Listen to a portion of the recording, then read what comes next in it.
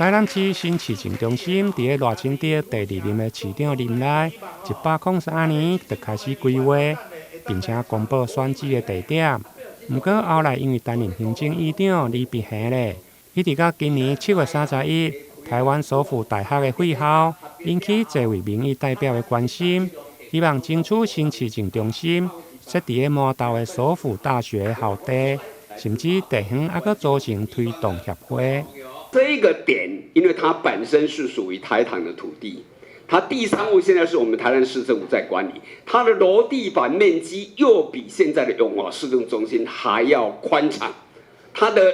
校地16.52公顷，也比现在这里的永华市政府15公顷还要大，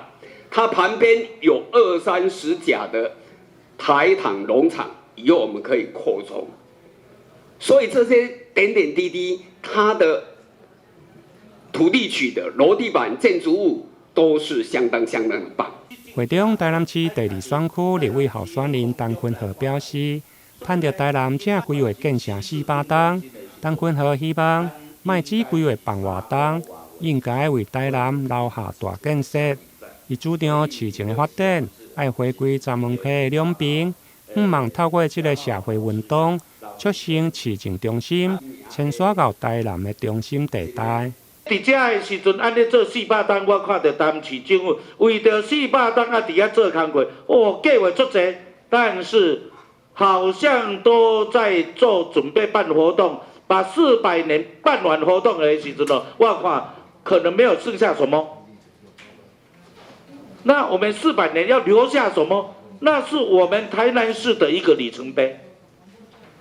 所以困难认为我们的主政者的眼光太短了。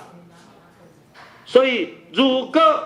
若明年400栋的时阵，我们台南市府城进入一个里程碑的时阵，俺是不是来推展市政行政中心，就来麻豆，将俺的永华市政中心建设成为现代热能科技的不夜城。陈坤和表示，新市政中心设立以后，永华市政中心的原址会用参考台北信义计划区不夜城的概念，结合台南运河甲安平观光优等的产业发展，规划为热兰做成现代版的科技城。会中出席的这位议员，嘛拢纷纷表示乐观其成。台南新闻林根采访报道。